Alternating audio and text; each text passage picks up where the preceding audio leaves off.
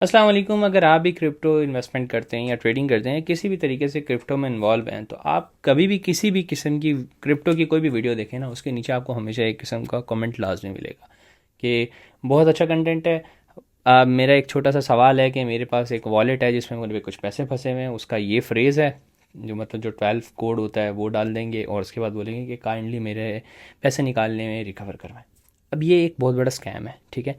ये मैं बताता हूँ कैसे काम करता है, ठीक है। और इंशाल्लाह वीडियो इंटरेस्टिंग होने वाली है, तो स्टार्ट करते हैं।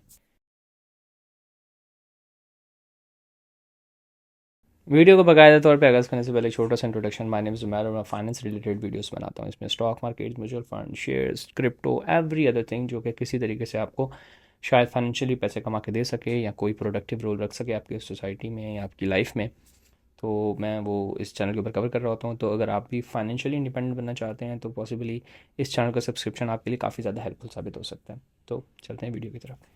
देखिए, जो भी शख्स क्रिप्टो के अंदर है ना, उसको एक चीज़ का तो पता होगा कि एक चीज़ कहलाती है वॉलेट, ठीक है।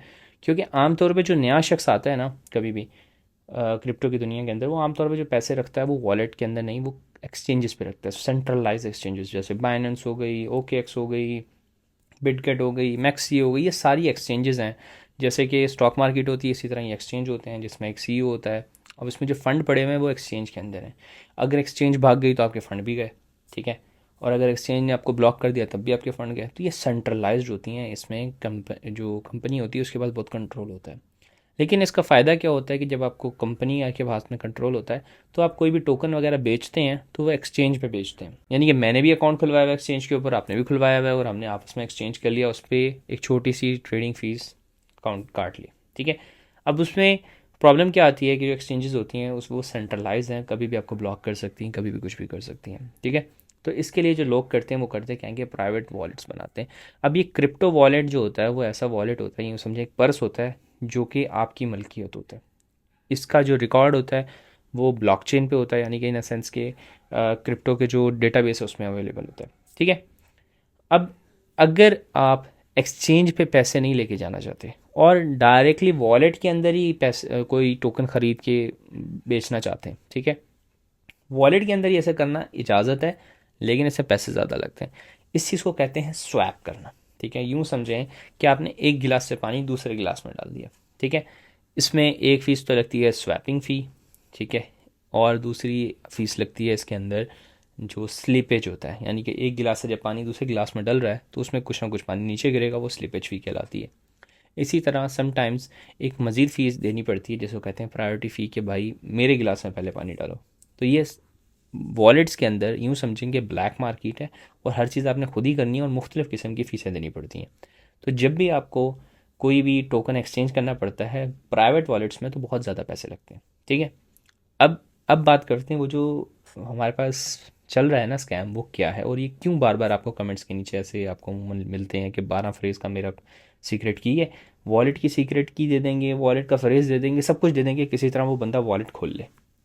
अब देखें, जब भी आप स्वैप करते हैं, ठीक है ना, जैसे कि प्राइवेट वॉलेट के अंदर आपने स्वैपिंग करनी है, तो उसमें होता क्या है कि आपको उस चेन का बैलेंस होना चाहिए। फॉर एग्जांपल, अगर मेरे पास सोलाना बेस्ड वॉलेट है, ठीक है, तो मेरे पास जब भी मैं ट्रेडिंग करूँगा तो मेरे पास सोल होना चाहिए, ठीक है, सोलाना का टोकन होना चाहिए। अगर वो होगा तभी मैं स्वैप कर पाऊँगा। अब ये जब आपको ये फ्री वाला जो दे देते हैं ना कि 12 फ्रेज का कोड भी आपको लिख के दे दिया, आप जाते हैं इंपोर्ट करते हैं वॉलेट को और आपके सामने एक वॉलेट खुल जाता है जिसमें इंतहा का पैसा पड़ा होता है।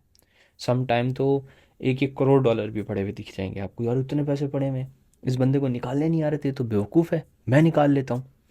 यहीं पे आप गलती करते हैं, क्योंकि ये जो स्कैम है ना, ये इस तरीके से चलता है कि आपके पास जब भी कोई टोकन को स्वैप करना है तो आपको चाहिए मेन टोकन, ठीक है। फॉर एग्जांपल, अगर मेरे साथ सोलाना का वॉलेट है और मेरे पास सोलाना जो है वो नहीं पड़ा हुआ, मेरे पास एक बेसिक टोकन पड़ा हुआ है, तो मुझे कुछ सोल डालना पड़ेगा ताकि मैं उसको स्वैप कर पाऊँ। तो यहाँ पे होता क्या है कि जब आप उसमें सोल या कोई भी एक बेसिक टोकन डालते हैं कि आप स्वैप करके उससे पैसे निकाल पाएँ, यहाँ पे आप गलती करके फंस जाते हैं, क्योंकि ये वॉलेट जो होता है ये एक फ़ेक वॉलेट होता है। इसमें आप जैसे ही पैसे डालते हैं स्वैप करने के लिए, वो पैसे निकल के किसी और के अकाउंट में चले जाते हैं और इस तरीके से स्कैम हो रहा होता है। अब सवाल ये पैदा होता है कि तो ये लोग बार बार यूट्यूब के नीचे जाके कमेंट में ये क्यों 12 वर्ड का फ्रेज़ लिख देते हैं, ताकि कोई ना कोई एक बेसिक किस्म का आदमी आएगा, वॉलेट खोलेगा, लालच में आएगा, इतना पैसा पड़ा है, इसमें थोड़े पैसे डाल के मैं निकाल लेता हूँ। और जब वो थोड़े पैसे डालेगा, वो जैसे ही वो उस वॉलेट में डालेगा, वो किसी और वॉलेट में चले जाएंगे और वो स्कैम हो जाएगा उसके साथ। तो इस तरीके से ये स्कैम रन करता है। तो अगर आपको कभी भी इस तरीके के साथ 12 फ्रेज़ का वॉलेट या मेरी सीक्रेट की ये है, मेरे पास फलाना ये है, मेरे पास पैसे पड़े हैं निकाल के, तो कभी भी ये नहीं कीजिएगा, क्योंकि आपको स्कैम किया जा रहा होता है। और ये बहुत मतलब कॉम्प्लिकेटेड किस्म का स्कैम है, समझने में भी टाइम लगता है। लेकिन आई होप कि आपको समझ में आ गया हो कि ये स्कैम कैसे चल रहा है। ठीक है, so that's all, this is my signing off. अल्लाह हाफिज़।